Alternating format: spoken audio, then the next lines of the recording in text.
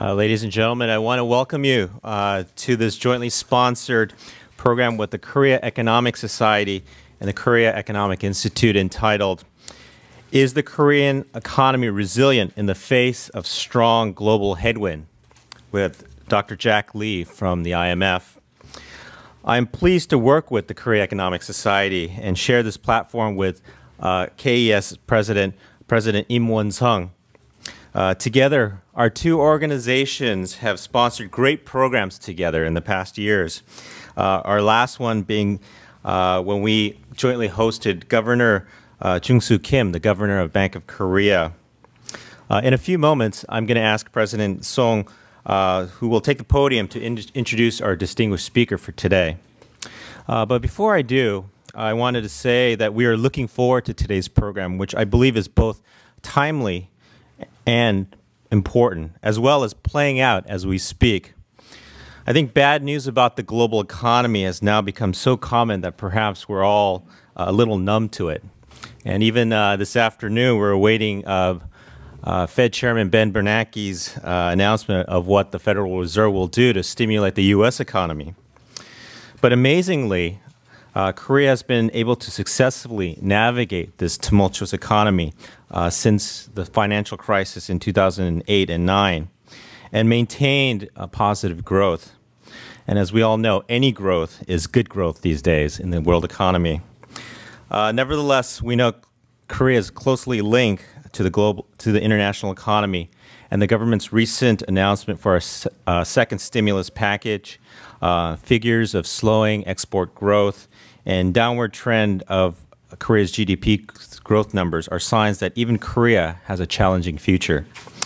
Dr. Lee, we look forward to your comments and your insights today about Korea's status and future. And now I'd like to introduce to you President Song. President Song, if you can take the podium, he'll say a few words of welcome and introduce our speaker for today. Thank you.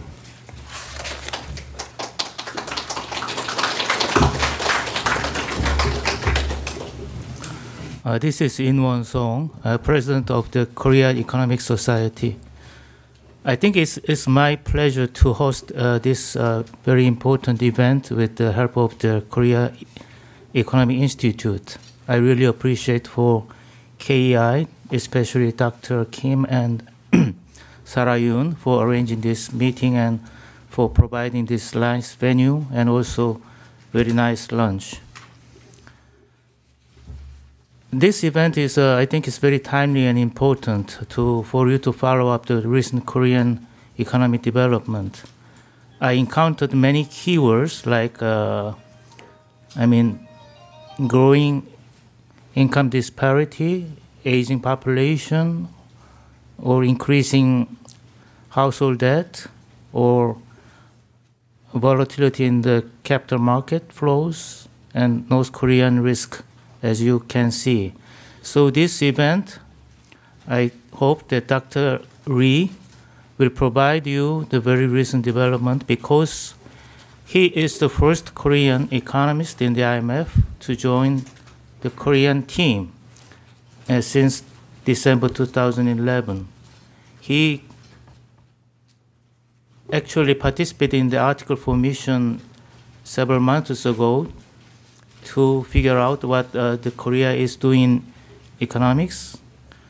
And also he will present many challenges of the Korean economy.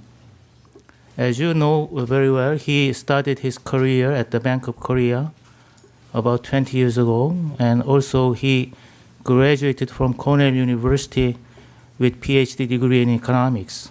And he joined the IMF in 2006, and he almost followed my path because he joined monetary and capital market departments where I'm working now. But after several years, he moved to Asian and Pacific Department, and he covered some countries like Laos, Cambodia, and Vietnam. And he is now one of the promising and very prominent senior economists in the Asian and Pacific Department. I hope that he will provide a very insight and challenges of the Korean economy. Please welcome Dr. Lee.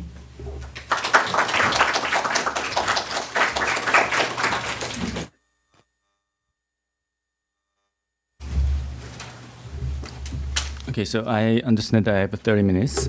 And first, let me just briefly express my thanks for all the people. I see some familiar faces, some new faces, and also very kind introductory remarks by both President Song and Dr. Kim. And also, some remarks that sets the perfect stage for the background and the relevance of the topic today. And let me just start with a few caveat emptors. As President Song has remarked, the program was kind of, when we agreed on the date, we were kind of expecting the latest Article 4 IMF's Article 4 consultation report to be already in the public domain, at least in the public press release form, but it's being delayed. So I cannot really, there are limitations that I can give out to you because I'm not supposed to front run the public release of the report. So there are some things that I'm not approved to comment upon, like the sensitive, like our forecast of the 2012 and 13 GDP growth. So probably that's the most interesting thing that you might want to get from this event. So if that's the case, I'm sorry. So that's pretty much it. And let me.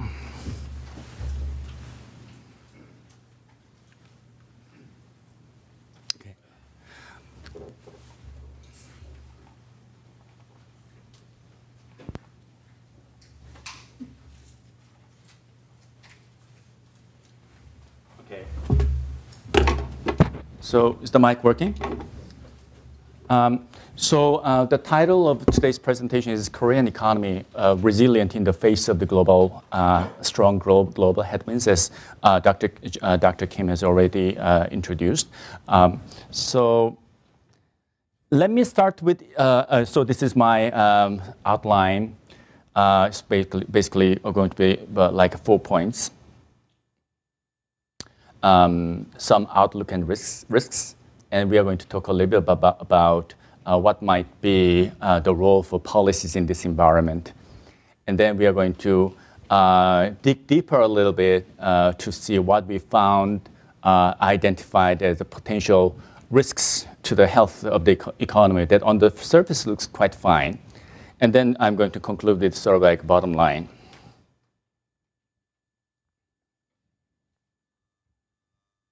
Okay, so why don't I start with, the title is Resilience of the Korean Economy in the Face of the Strong Headwinds. So why don't I start with in the face part first, those strong global headwinds.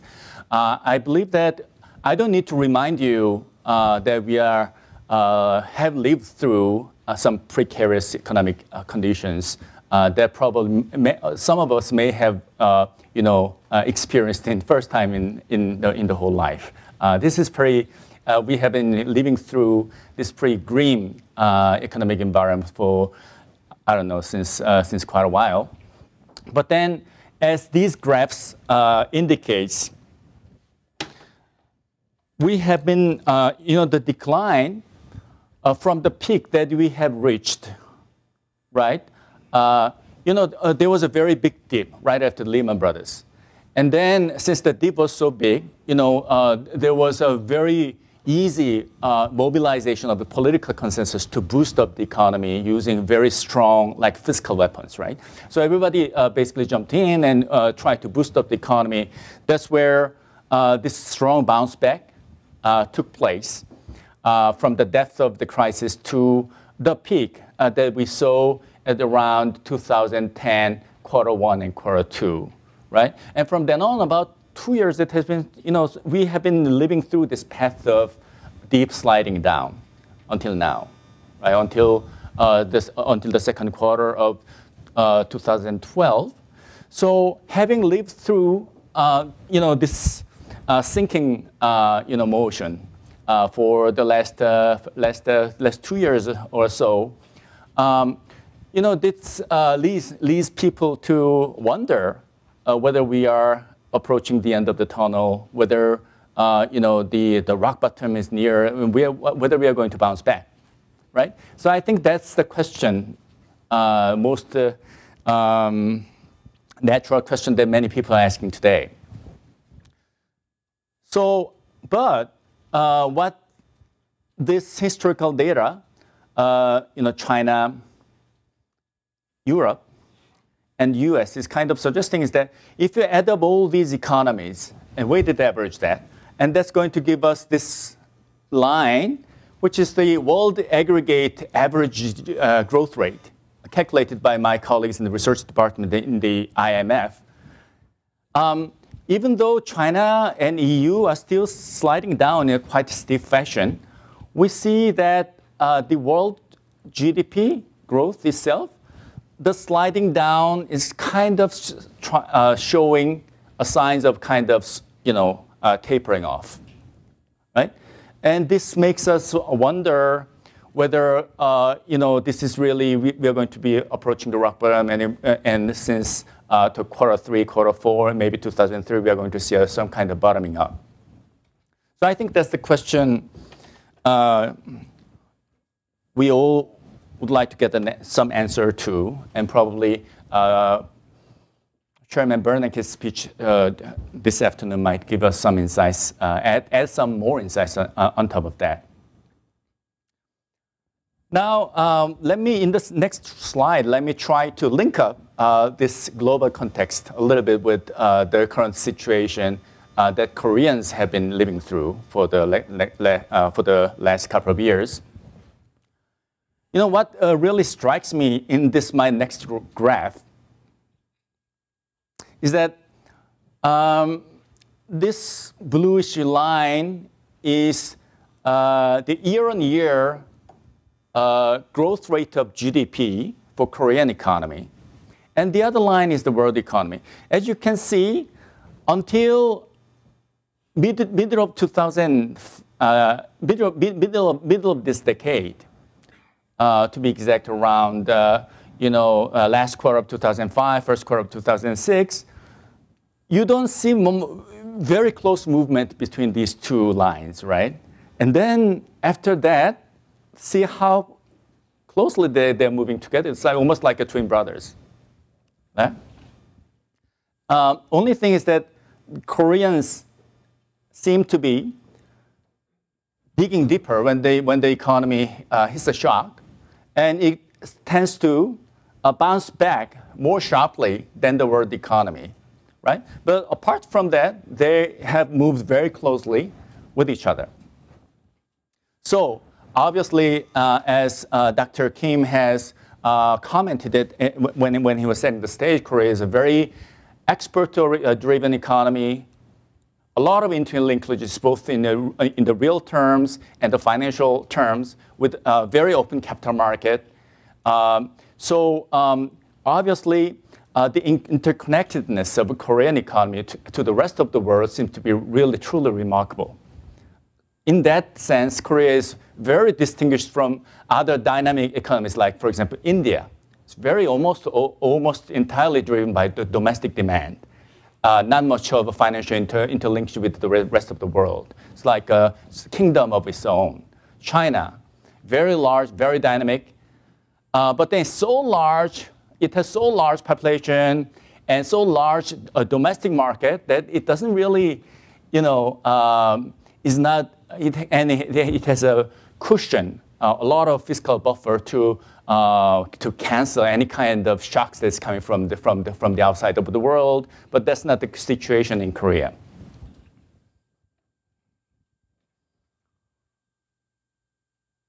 So basically, what the Korean economy has been, the characterization of the Korean economy at this juncture is, well, it's still continuing to slide down, even in the second quarter of 2012. So here's the outlook part. I originally wanted to show you, IMF's forecast, but I was not approved to do that. But instead, let me just talk you through what our thinking process is. So these green graphs shows how year-on-year term and in annual frequency, the Korean growth rate has performed. As Dr. Kim has mentioned, despite shock in 2009, even in 2009 when everyone else, like the US economy, Europe was digging deeper at the range of like a -5% deep recession, Korea was still able to grow, even though the growth rate was like 0.3%, very slow, right?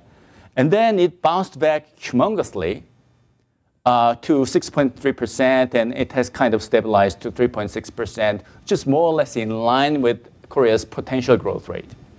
Now, looking ahead, these are the current forecast of Ministry of Finance and Bank of Korea for 2013. Both these agencies, you know, the story is more or less same. They are basically predicting the economy to hit the bottom in 2012 and then start bottoming up in 2013, right? And approaching either very close to a potential GDP or even exceeding the potential GDP growth potential. And this line is much more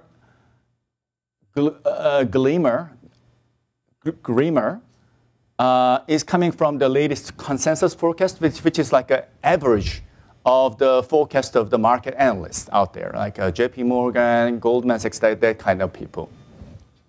You can see that the market basically calls for significantly bearish outlook for both 2012 and 2013, but the storyline is basically the same, right?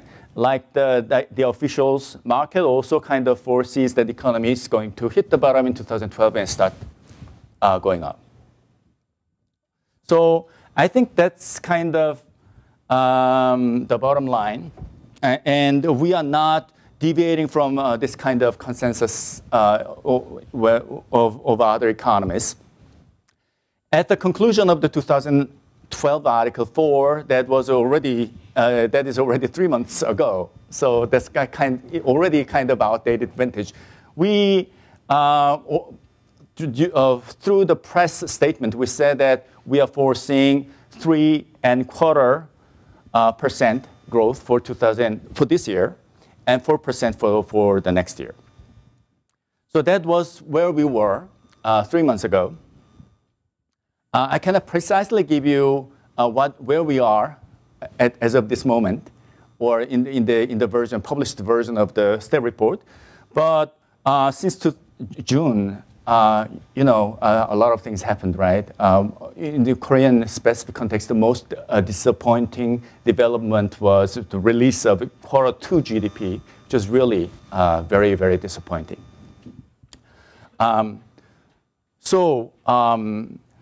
Obviously, our outlook might be, there is a strong case for downward revision from where we were 3 months ago. I cannot share with you exactly where we are, but you can kind of guess that we are not deviating very much from these other colleagues in this business of prediction. And then, even though we downgrade a little bit, we should still say that risks are still very sharply tilted downside, because our forecast, we have a limitation that I'm going to show you just now. As I showed you, Korea is a very, very externally oriented economy, a lot of interlinkages. And for the last 3-4 years, Korean average GDP growth rate has not deviated very much from the world average GDP growth. And the world average GDP growth is something that is given from our team's perspective, from the rest of our colleagues within the team. They produce, everybody produces their own kind of forecast for 2012 and 2013 that is aggregated, and then we have to kind of consider that as a sort of like bottom line. Now, this green line shows how we see going forward the bottoming out of the world economy will play out. So I have to warn you that this specific green line was taken from the latest published vintage of World Economic Outlook, the IMF produces. And at that time, the outlook was certainly much better than we see now, right? So you can safely say that, okay, this line probably may be pushed back a little bit, pushed out a little bit. So maybe the point of turning might be pushed away a little bit into 2013. But the idea is the same. We are still foreseeing bouncing back of the world economy, although the bouncing back itself is not going to be too dramatic. It's going to be a lengthy and tiresome, weary recovery that we are foreseeing. Hence, the Korean economy that we are kind of, the recovery story of the Korean economy should be in line with the outlook that we see for the rest of the world. So you might wonder, okay, then what could be the driver of this bouncing back in Korea's case? Well, I can share with you kind of three potential drivers through which this recovery might come from. The first one is obviously export. Korea is a very export-oriented economy, and a lot of volatilities, ups and downs, and swings, and turns of moments. And all the inflection points in the exports are driven very much by IT, like Samsung smartphone, LG, LCD TV, that kind of thing. And these IT products are known to be very, very pro-cyclical, meaning that when the world economy goes down, the first thing people cut down on is to cancel the plan to replace your big screen TV, right? And when the economy turns around, the first thing you do is go to Black Friday and buy one. So when economy starts to turn around, we can count on, in the past, we counted on the turnaround in exports, and I think this is can be the same story for this round as well. And then, which is the export thing will really has been a driving engine of facilities investment in Korea. Because in Korea, again, the facility investment is predominantly driven by IT companies. And a lot of these investments are not like fiscal investment, right? Like factory, land, machinery, they're R&Ds, research and development type of spendings.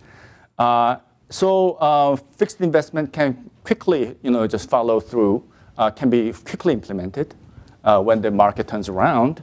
And there might be some, inventory accumulation forcing, more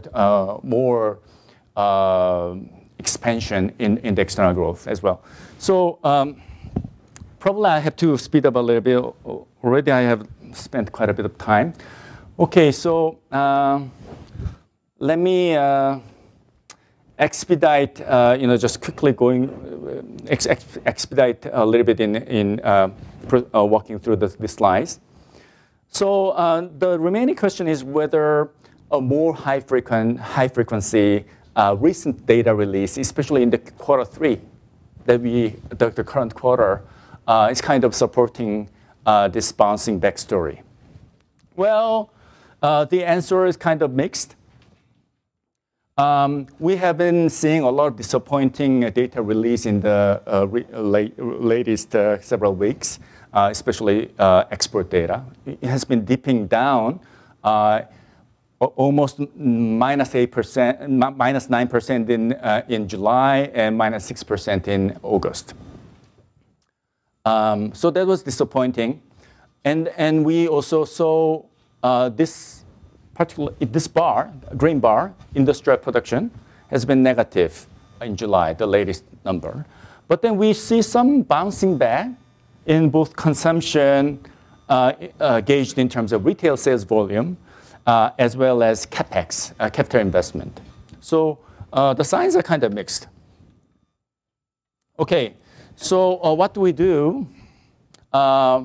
Now, having this context in mind, the natural question you might want to ask is whether there is a role for policies, right? Because that's not always an obvious question. In many countries, like, for example, United States, where the short-term interest rate is already zero, Japan, the policies does not have much of a room to maneuver itself. Or in Greece, where the debt to GDP ratio is 170%, you have not much room to provide even more fiscal stimulus, right? Okay. So the next natural question is, where do we stand in terms of the fiscal position? Do they have a room? Is the fiscal health of the health of the fiscal balance sheet of the government not healthy enough to provide any strong impulse to the economy? That's kind of the next question to look at. Well, I think I have to spend a little bit of time here in this slide. This is a very interesting slide.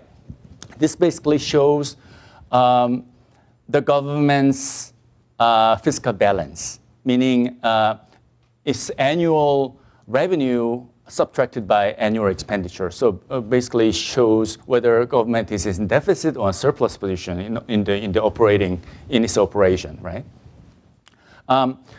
So this line is the overall balance, often called like balance of the consolidated balance of the government.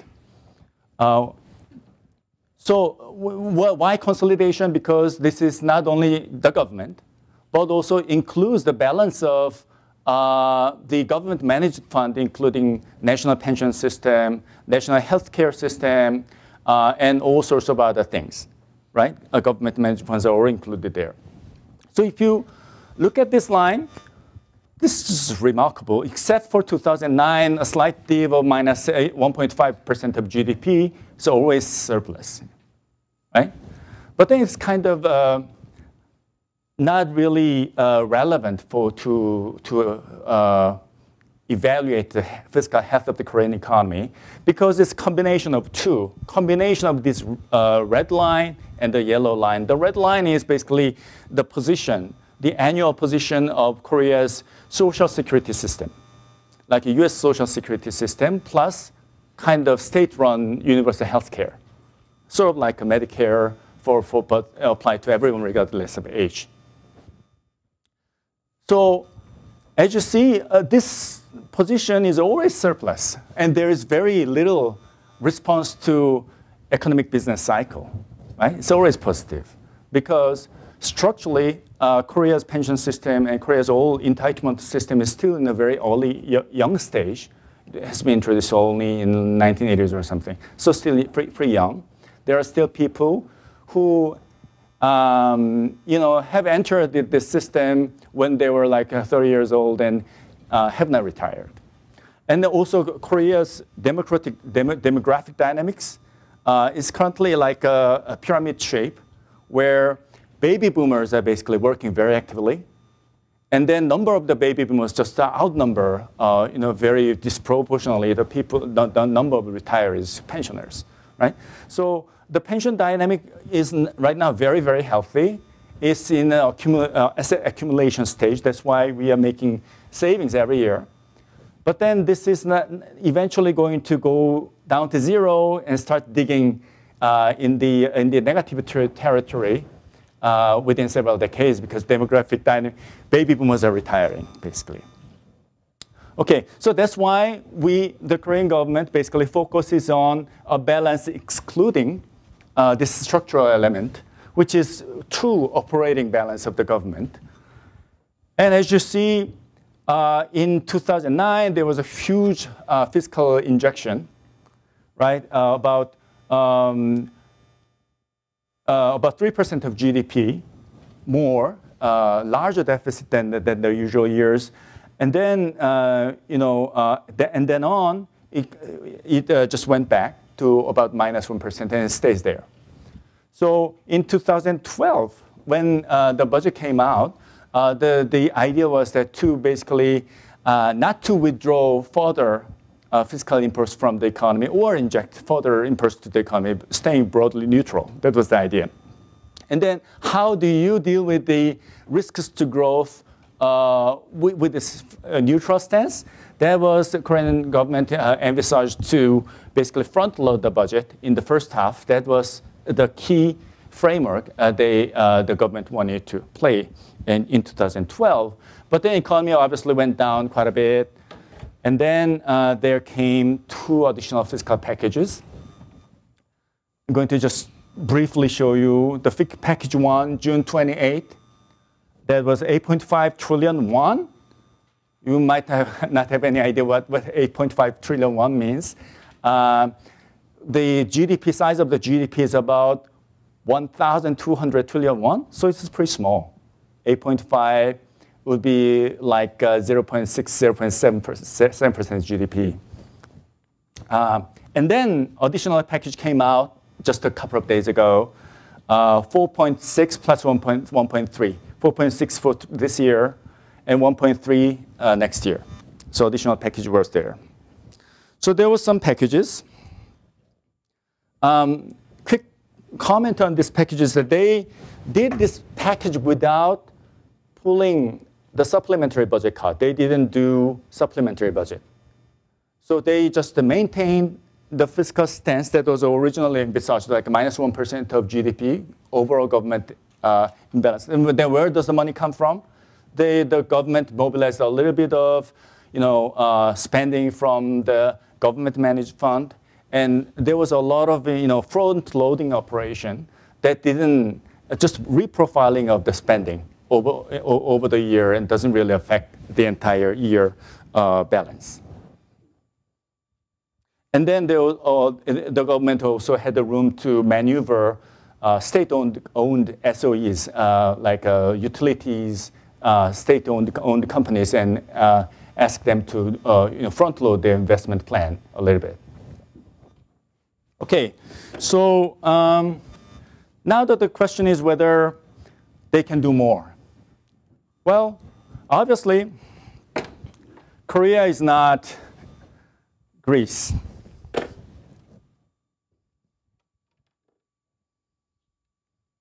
So this is Greece. Debt to GDP ratio is about 165% of GDP.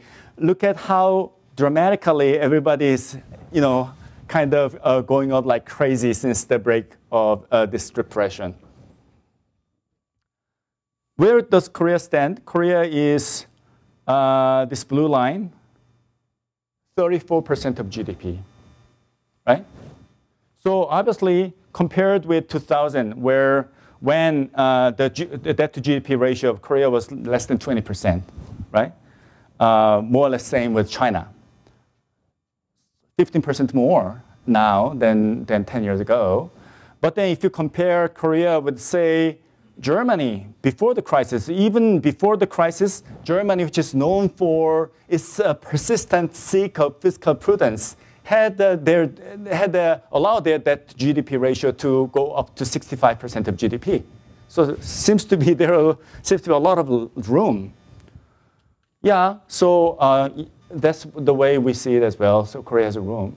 But then the quotient here, the important qualification is that Korea is not Germany, right? Its population dynamic has not come to kind of steady state where nothing happens. It has a still rapidly changing population dynamics, and with the baby boomer retiring and everything, the demand for age-related social spending will just blow up. It's going to explode, and that's going to take place in the next 20 years, right? So we always have to keep this long-term perspective in mind when we talk about the fiscal prudence. So in the short term, yeah, you have a lot of room, but the anchor, you always want to have some kind of a long-term anchor to that. Okay, I already ran out of time. So monetary policy. This morning, we heard the news from the press that the Bank of Korea has decided to stay pat. It didn't. The market consensus was there. Everybody kind of expected 25 basis point cut on yesterday's MPC meeting, but it didn't happen. So, but if you look at this chart, Korea is here, right? And this is US, along with Japan, right? Their US federal fund rate is now 0.3%, something like that. And ECB, Europe, is 0.7%. So they have a very limited room. And since the US has no more room to cut interest rate, the only thing they can do is quantitative easing. That's why everybody is kind of expecting QE3, right? Okay, but then we think that there is on the one hand, there is a room to cut because it's still 3% in Korea's case. But on the other hand, in Korea's case, inflation expectation is quite high. Inflation expectation is like 3.6%.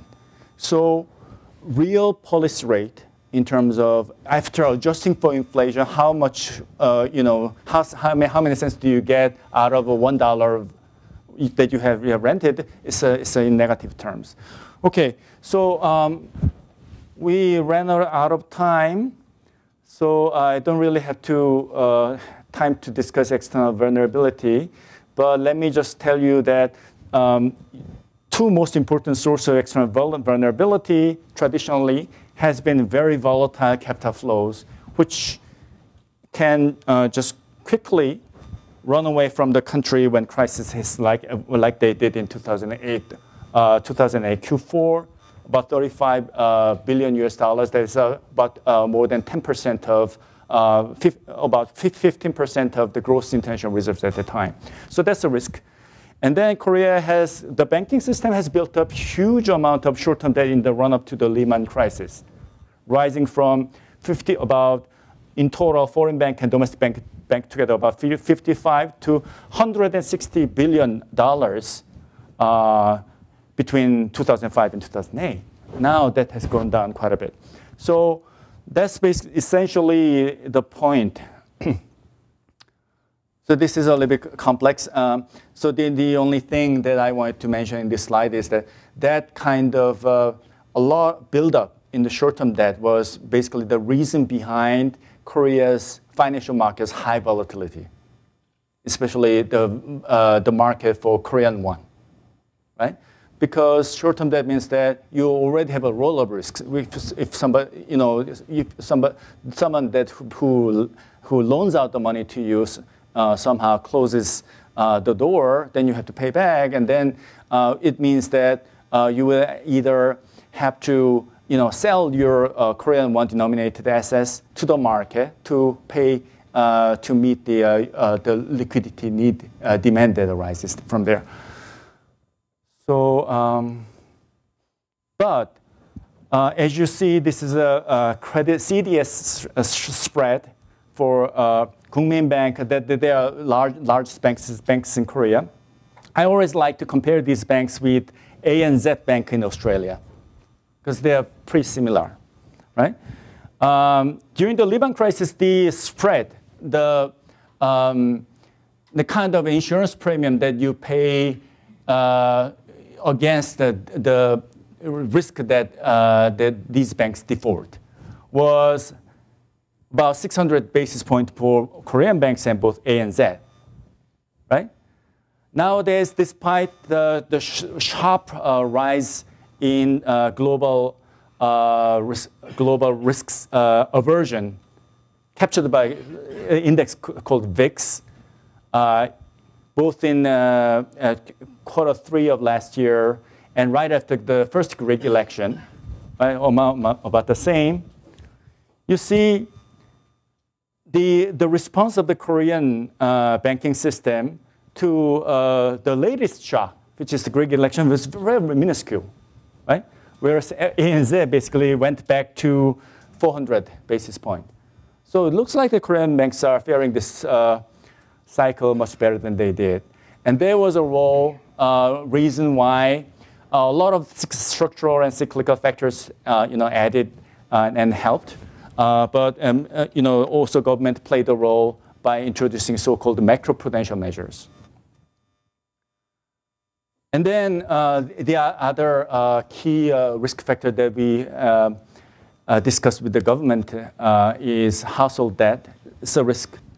Household debt to disposable income ratio for Korea, 135%, higher than United States.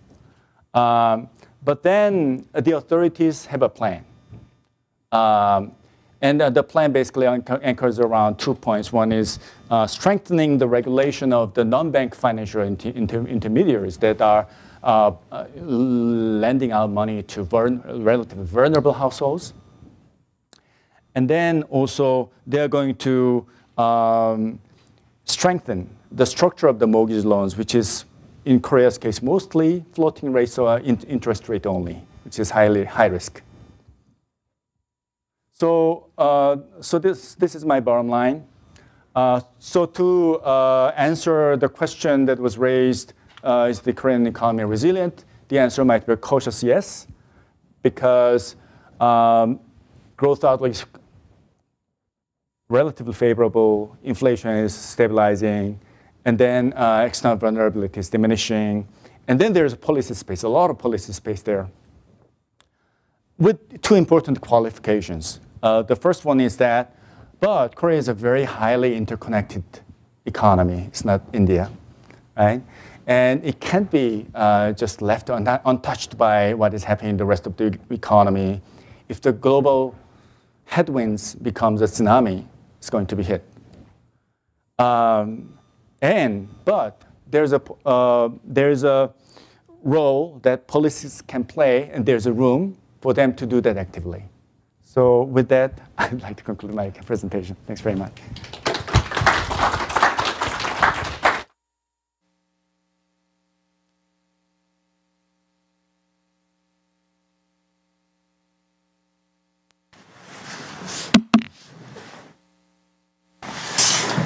Thank you, Dr. Reek, for that very insightful presentation. Thank you very much. We want to take this time to take questions from the audience. If you don't mind, if you are interested in asking questions, just to raise your hand and identify yourself, and then from there I'll recognize you, and then if you can ask your questions. Thank you. Thanks.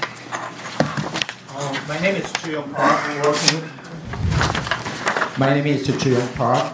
I'm working for World Bank at the Corporate Finance and Risk Management Department. I won't have that slide back. Just the last conclusion part. Last slide. I have two questions. First question is basically forecasting Korean economic activities depends on the world economy. So first question is Korean. In the first bullet, you summarize, is Korean economy resilient? Will continue to grow? Yes. If we go back to second slide in your presentation, Korean economic growth mimics virtually exactly to world growth. That means you are forecasting world economy will recover. So my first question is, and then the fourth bullet, and the ample policy space. So question is Korean economy independent from world economy so that we can have policy impact, domestic policy impact on the Korean economy itself? Given given lack of independence, I doubt. But you are saying there's an ample policy possibility. If so, I mean, although I think it's doubtful, but if you insist there is possibility, then what could be policy channels? It's an interest rate sensitivity. Again, if we can group into domestic part of the Korean economy and export part sector, or I believe previously interest rates affected export sector. But if that's still the same case, then your conclusion may not work. By the way, I got a really pretty good idea about the Korean economy. Thank you for today's presentation. It was really good. Thank you. Thanks very much for the excellent question. I think the question was about, given Korea's interconnectedness, and interconnectedness might mean, lack of limited degree of independence, even in a maneuverable policy.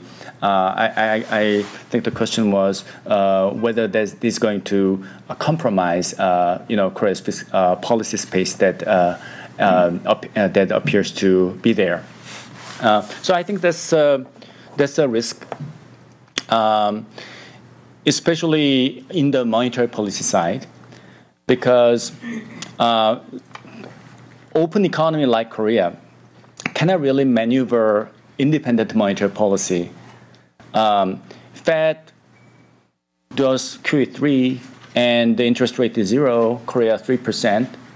And that's going to trigger capital inflows to Korea, which is going to affect exchange rate, right? So there are a lot of complications coming from the outside. And that's why part of the reason that we believe that probably Korea has more room in the fiscal side than in the monetary side. In terms of fiscal policy, we believe that there is a room, even though Korean government, because of this year is a political year.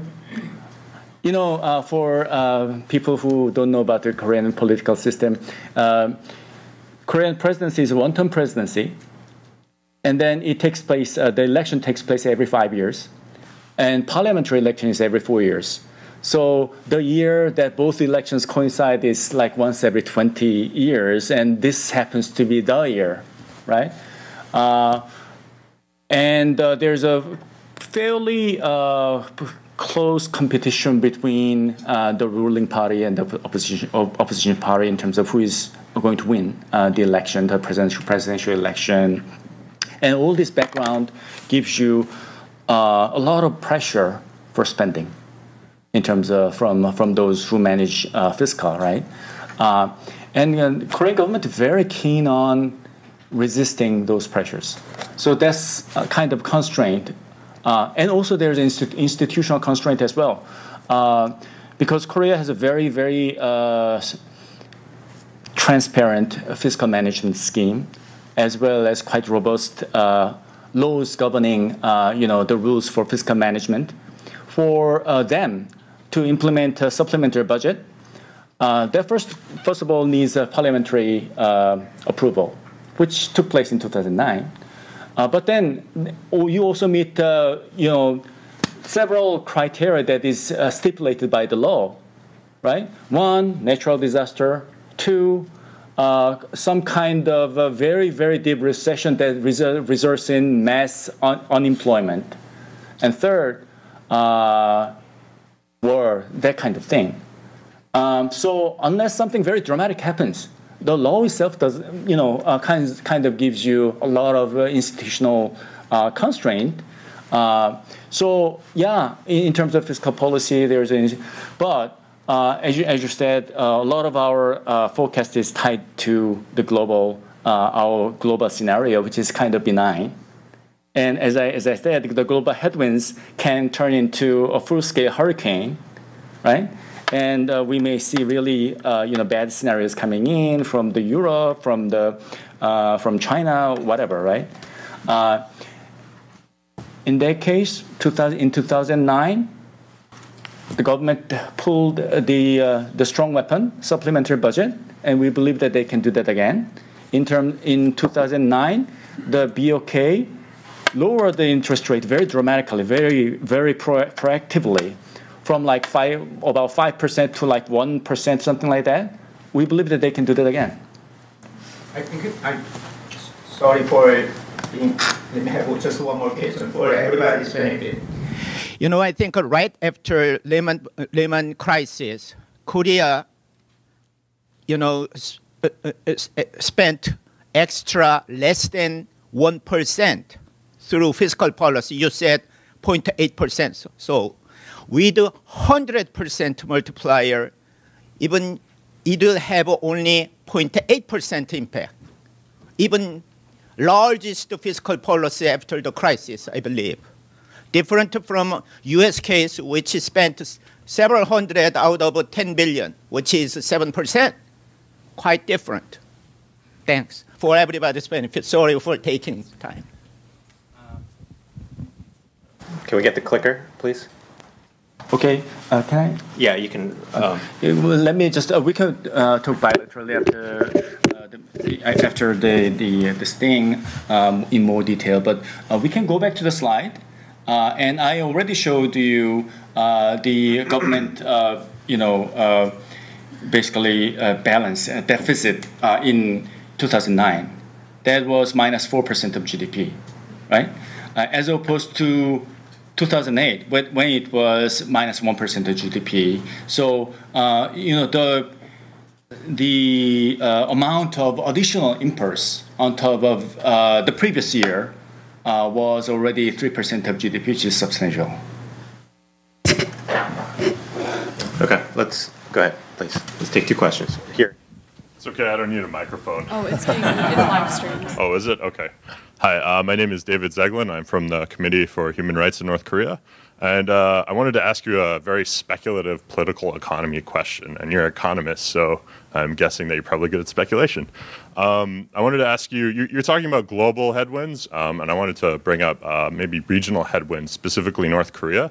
How much does it weigh on the minds of policymakers in South Korea, the burdens or the opportunities for unification, and what exactly that can entail? Do they see it as a possibility to improve their GDP growth, or do they see it as something that may affect foreign direct investment?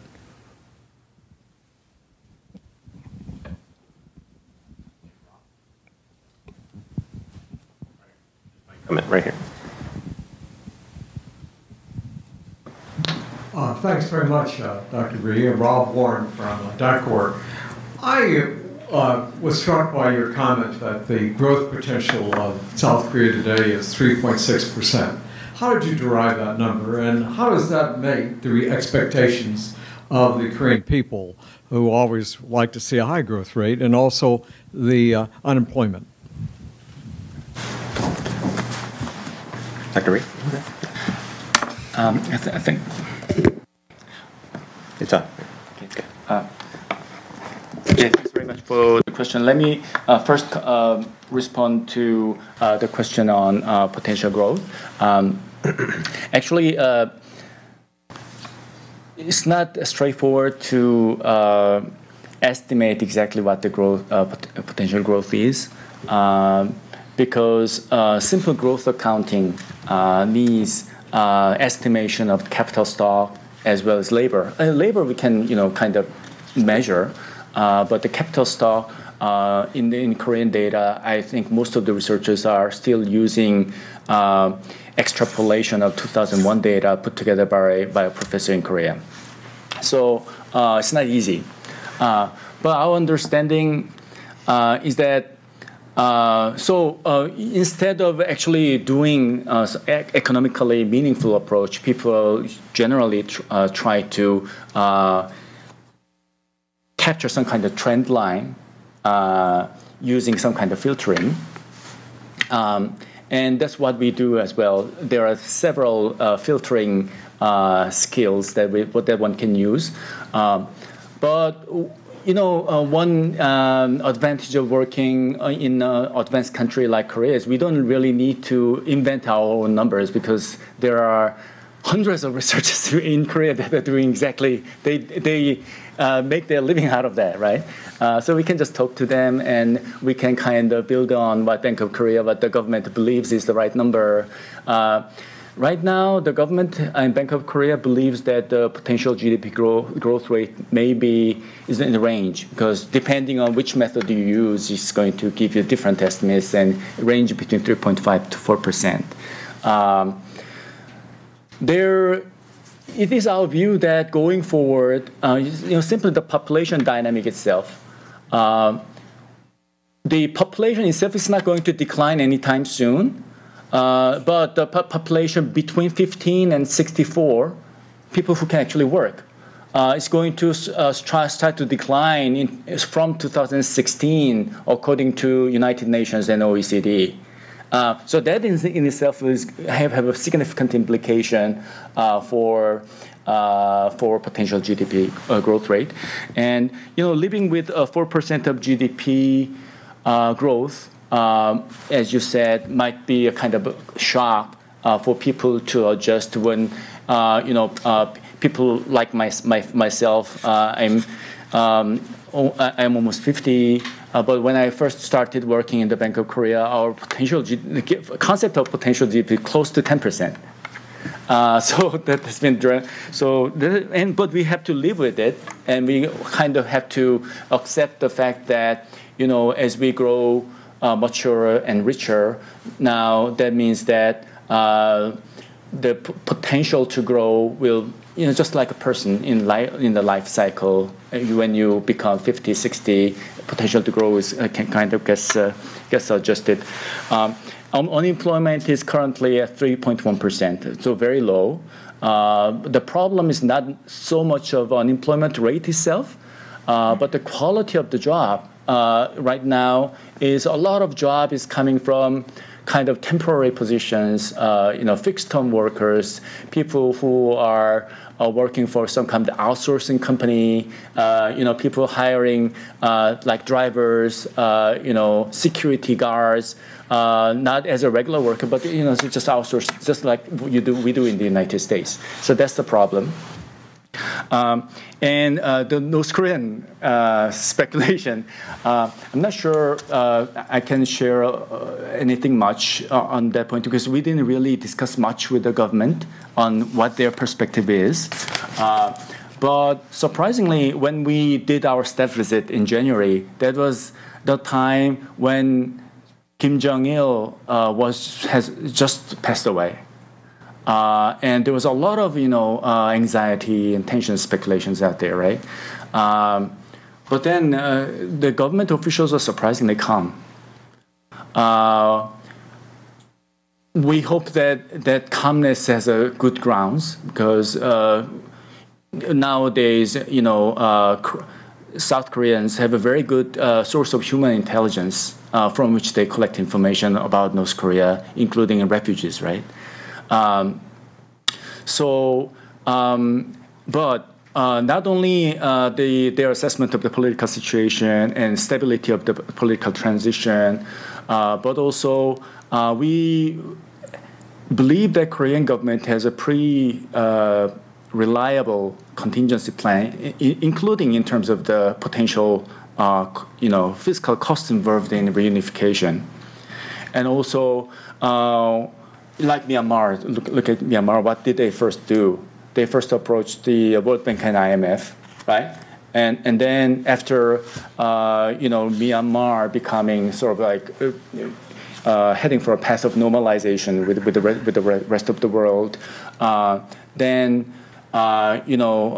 donors, World Bank, all these people can help as well, right? In terms of the economic implication for growth. Then I'm not sure about that because, just look at what happened after the German reunification. There clearly was a fiscal cost. And, but, people suspect that there might be, some new kick in terms of growth and everything. But in the end, the drag was larger than potential positive factors that comes in from the low wages and, the potential to explore natural resources and so on. So I cannot really speculate on that. Please, right here, and then right there. My name is Yang Jin from IMF. Thank you for a nice presentation. I have three big questions, but I hope your brief response for the issues currently discussed in Korean society, especially in terms of the presidential elections. How do you assess the level of the social welfare expenditure? Do you think it's enough, or there are some pros and cons regarding the level of the level and the target of the social expenditure level? But I hope I wanted to receive your opinion for this, and I also wanted to know about your or the IMF's stance regarding the current issue of the democratization of the economy, which means the regulation or some kind of rein in the behavior of the chaebol, the conglomerates in Korea. There are very political debate between this behavior of the chaebols. So, do you, the IMF, or do you personally have some stance on policy recommendation on this? And I also want to know if you have some idea about the how do you assess or expect the house. The house poor problem, issue of house poor. I think you are familiar with the housing market in Korea. Okay, thank you. Hello, my name is Hello, with the World Bank. Thank you, Dr. Rhee, for your dynamic, insightful presentation today. My question is about Korea's pension dynamics and how that picture will look in about 10, 15, 20 years, obviously given the baby boomers retiring and also a growing nation. And also given that about good 4 or 5 years ago, a book called Please Look After Mom became a big seller in Korea, and it really raised the consciousness of today's Koreans who have elderly parents living in the countryside or outside of the city, and wondering about how to take care of them as they go into the golden years of their life. And so I'm looking forward to your perspectives. Dr. Rhee? Okay. Tough question. Well, I kind of thought that you were not supposed to ask difficult questions. Of course, I'm tricked. Okay, I'm going to start with DG Jin's question on social expenditure. That was actually part of a key topic in this Article 4. And then if you compare Korea's non-age-related social spending, social spending specifically to address income inequality and to support workfare that Korean government is very keen about right now. Especially these are very important political, forming a very important ground for political debate in this election year, and both parties are debating on it. In our view, even though Korea's social expenditure, the level is more or less like 50% of the OECD average, we think it's fine because Korea is obviously, even though it reached the level of per capita GDP of about $20,000 compared with U.S., Japan, it's still relatively poor country. So we have to take that into account, the control for the factor. And also compared to other OECD countries, Korea's demographic dynamic is still, the country as a whole is still much younger. The burden of taking care of the older parents is not as much as in older countries like France. So we actually need to kind of took into these factors, including Korea's lower unemployment, into some kind of statistical model and ran a regression over OECD countries, came to a conclusion that if you control for all these Korea-specific factors, the 50% gap narrows down to 3 or 5% gap. But there's still a gap. right? So even while we think that Korea's social expenditure right now is not very far from their OECD peers taking control of Korea-specific features, we still see a room for social spending to grow. So that's my response to the first question. And democratization of the economy is a relatively recent thing. And when we were preparing our Article 4, didn't really prepare to discuss this issue in that time. Still not exactly on top of what the economic issues involved in it are. So I probably will just carry that question in my mind and probably just interject into the next interaction with the government. I think that's a great question. Third one on the housing market. Right now, just in September 2, government came out with about 5 trillion won of fiscal measures. And the bulk of this constitute of measures to boost either construction investment for local government, infrastructure, as well as giving some more investment to people for people to buy house right now before the year end, to give them a limited time tax break, especially in terms of capital gains and tax and so on, which is a very big deal in Korea, because sometimes capital gains can be really huge and successful if you are in a cycle in a successful way. So housing market is a big issue in Korea because recently, even though in local cities like Busan and Daegu, house price has been rising quite a bit, but Seoul, especially in Gangnam area, house price has been slowing down quite a bit, even decreasing. But I don't really have any good answer to whether government's efforts will, to which extent it's going to work. Honestly, I don't have an expertise to say anything meaningful about that. But if you look at the medium to long term, just the housing dynamic itself tells us that the peak time for demand for housing is kind of over. Right? This is an already maturing country. It's kind of aging country, right? So the the work age population who robustly wanted to have their own spaces and so on. The number of we are having less children than our parents' age, right?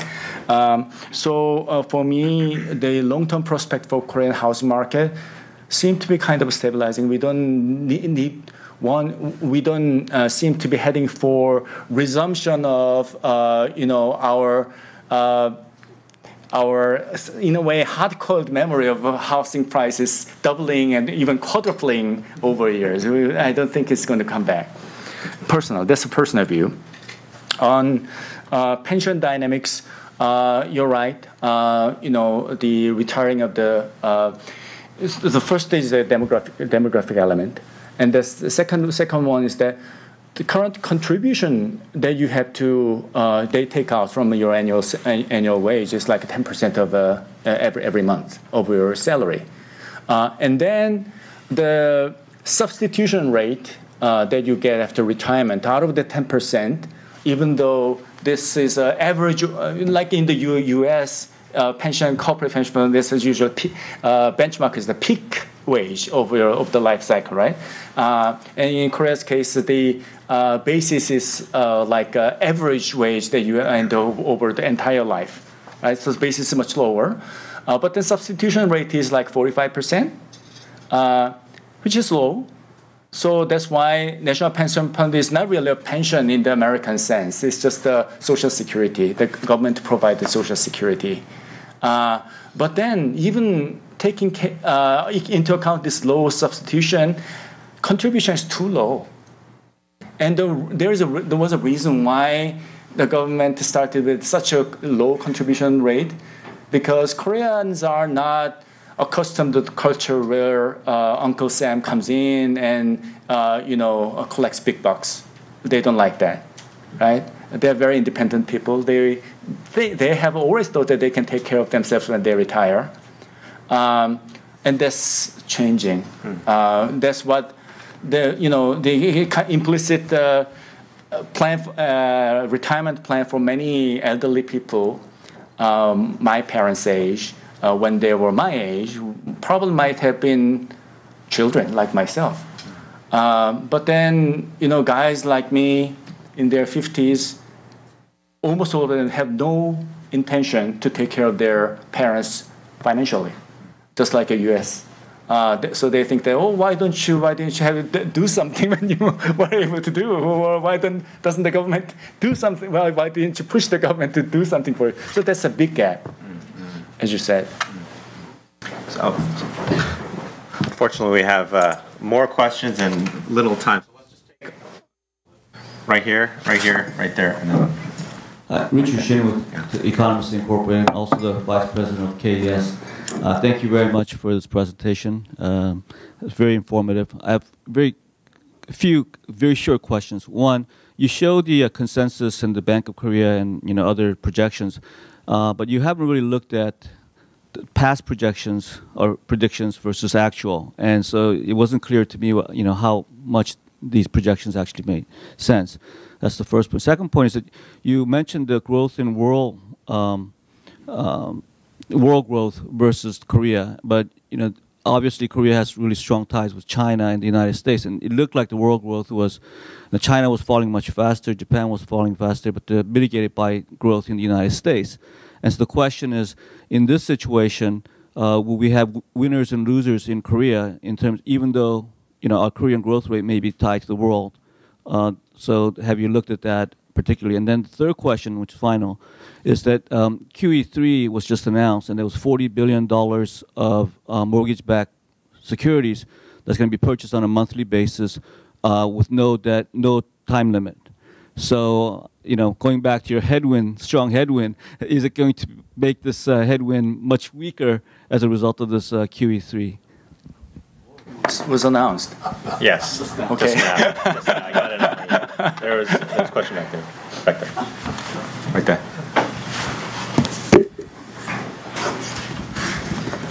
My name is Byung-hee, working at IFC.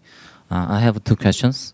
I think you mentioned export and facilities investment as drivers for bottoming up, and you highlighted the role of the IT sector in both components.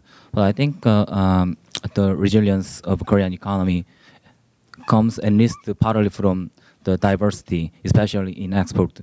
Not only diversity in products, but also diversity in the destination of exports. So I'd like to hear your view on this. And the second question is on the fiscal side. I think there has been a growing concern on the fiscal soundness of the local governments. How do you assess the local government's fiscal status and the future impact on the overall fiscal soundness of the Korean? Thank you. Yeah, I think there was a question right Hi, I'm Jookyung, student at Johns Hopkins SAIS. My first question has to do with the household debt at the soft landing scenario you presented from the Korean government. Are they sufficient, satisfactory, more than just hopeful wishes in your assessment? And my second question has to do with, well, despite the dramatic improvement in macro financial surveyability, the Korean economy did witness a significant devaluation of won in December 2008. And there are some people who argue that the Korean economy is pretty close to the onset of yet another currency crisis. Is there any degree of truth in that argument?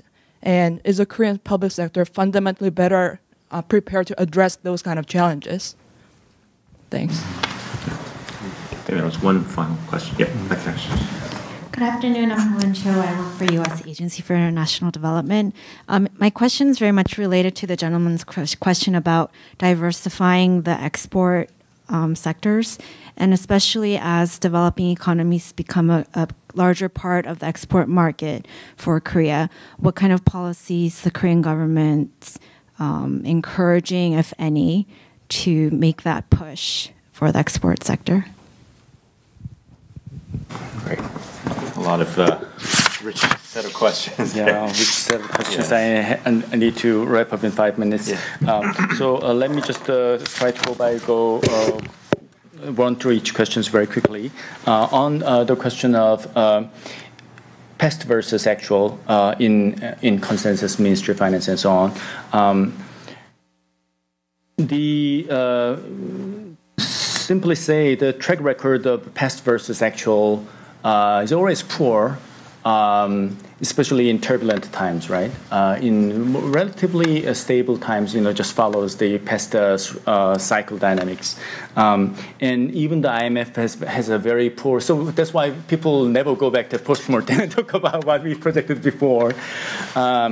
And even during the last 1 year, both the Ministry of Finance and the IMF has, really marked down their forecast quite dramatically.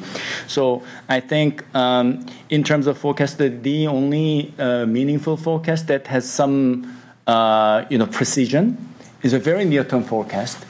Like Bank of Korea, they are going to come out with probably revised forecast for 2012 in October.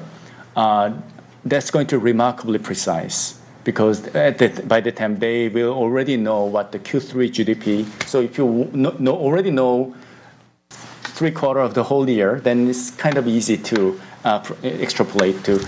So either it has to be very short-term forecast or kind of medium-term forecast, because in the medium term we can always kind of hinge on potential growth.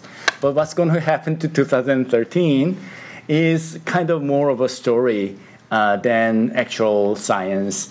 And that's why one advantage of the IMF is that we are kind of building up this story from the entire world and kind of add it together to make some kind of coherent framework. But even with that, I cannot say that we are saying anything very, very precise. On the differentiation of the recovery phase in China and US, I think that's a great point. Actually, probably the only reason why we are kind of seeing slowing down of the fall right now is probably because of the US is kind of picking up. The rest of the world is still going down, right? So right now, US come to the world as a rescue. But U.S. was the problem in the first place, right? Lehman Brothers and everything. So anyway, the QE that leads me to come to this QE3 will certainly have an impact. It had an impact. Both QE1 and QE2 had an impact. The more important question right now is the ability of the European policymakers to follow through and do anything meaningful, because we have been suffering from the cost of inaction for the last 2 years, right? On the question on facilities investment and diversification, I think that's a great perspective. I totally agree. The point that I made was that that IT is particularly significant element of the whole and composition of export. But then in terms of cyclical dynamics, the volatility of the IT is really kind of the thing that leads the turnaround of the swings. But then resilience of the Korean export so far has been a product mainly of product diversification. Even though U.S. economy and Euro economy was tanking, Korean exports held up because 25% of exporters now go to China, 10% goes to ASEAN countries. U.S. is now more or less same as ASEAN, like a 9%. And in terms of diversification too, now IT maybe 15%, but there is a shipbuilding like 7-8%, automakers like 7-8%. They're very diversified. So that leads me to this last question of what does Korean government do to help diversification? I don't think that there's a much of a role to play for the government. Korean is already a pretty mature economy. Government really doesn't do a lot of industrial policy and focus more on macroeconomic policies. And actually, this whole diversification thing is driven by private companies, especially chaebols, conglomerates, because they really want to they have grown too big to be just Korean company. They're truly global now. And then this question on fiscal soundness of the local government might be a concern. To be honest, we don't have much of an insight on that partly because the data on local government fiscal operation comes with some lag, and it's not as frequent and reliable as the central government so far. But the government has a plan to improve the data coverage to be perfectly consistent with the international best practice to include local government. But the reason why we did not really slam the table and ask them, sometimes we do. Because if that's the key question and they're hiding data, because in Korea's case, local government debt is like less than 10% of the total government debt or something like that. It's just pretty small, 3% of GDP or something. So even though there are some cases, isolated cases of mismanagement, and probably they are. But from the macroeconomic perspective, we didn't see that as such an important factor so far, game changer so far. And household debt, the government plan for soft landing, whether it's a wishful thinking or kind of something that is being followed through. Evidence so far is that, we don't underestimate what Korean governments are able to do, especially when they are dealing with financial institutions. In a way, they are like too heavy-handed. That's the problem. But that's the kind of safeguard as well. So when government says, oh, this is a plan, this is, by the way, kind of the benchmark that we want you to go, they will follow. And they have followed so far. Okay. One, devaluation and potential currency crisis. That's always a concern. That was a concern right after the break of Lehman Brothers, when won basically went down to something like 1,400 won. But as I showed you, one of the key reasons why won was so vulnerable was because of Korean banking sector was building a lot of mismatches, a lot of weaknesses in its balance sheet, primarily because it depended too much on short-term external debt, like LIBOR, type of interbank debt. That was taken mostly by the foreign bank branches. And these foreign bank branches, what did they do with the short-term debt? They basically borrowed the money from their headquarters, very low rate, right? And then they immediately sold this money because they didn't really need this money to lend out to somebody. They just sold this money, and they bought a government bond, Korean government bond, right? That way, they just created, in a way, they were tapping in interest rate differential between the borrowing rate that was very low LIBOR versus Korean government bond. And in second ways, they were creating kind of a short position. They were made a position against the US dollar short. But that was to compensate their long position in their derivative position that took place because they were at the time that the shipping industry was really they were building a lot of ships. The ship cycle was really exploding, and the ship shipbuilding is something where trade receivables come over a period of 3 to 5 years, right? Big ship, right?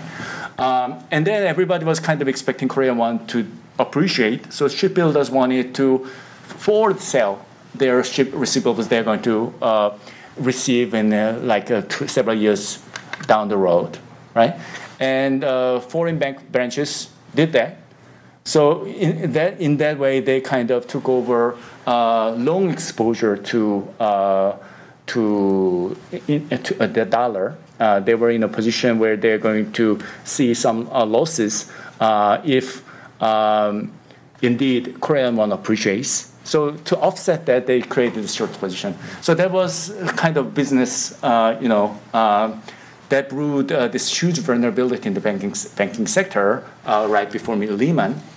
And then, shipbuilding cycle now is tanked. And then the investor base of the Korean government bond has now diversified quite a bit. Now 30% of the Korean government bond bought by the foreigners are bought by actually Asian central banks because they want to diversify their reserves in terms of currency, not US dollar 100%, right?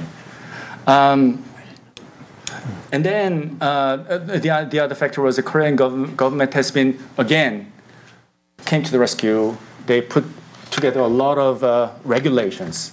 Like they now capped overall derivative position on foreign exchange to 40% of capital base for domestic banks and 250% of kind of a capital measure for the foreign banks. For the domestic banks, they have a huge capital base, business volume is low, regulation is not binding. For foreign bank branches, they have a very little capital base, it's already binding. So that's why short-term debt has came down from $160 billion. That was like more than 60% of the reserve at the time. 2008, Q3, reserve level was 260. And their short-term debt was 160. Now it came down to less than 100. And reserve is now 330. So we don't see, we cannot, of course, we cannot say that, well, if tsunami comes, it's going to be fine. But definitely it's much more prepared than and it dealt with the vulnerability much better than before. Well, thank you for that thorough answer, and we hope that the Korean economy continues to navigate and thrive in the world economy to come. And thank you very much, Dr. Ri, for your excellent presentation. Before we conclude, I wanted to give the floor to President Song to say a final word before we end today's session. Thank you very much. Thank you very much. Personally, I was very impressed by the excellent presentation by Dr. Ri, and also the Q&A session was very active and also very informative. And I hope that this kind of event will be very fruitful for understanding the Korean economy in the future. Thank you for all coming, and also hope to come join the next session hosted by KES or KEI. And once again, thank you very much for the KEI for host this kind of event. Thank you again.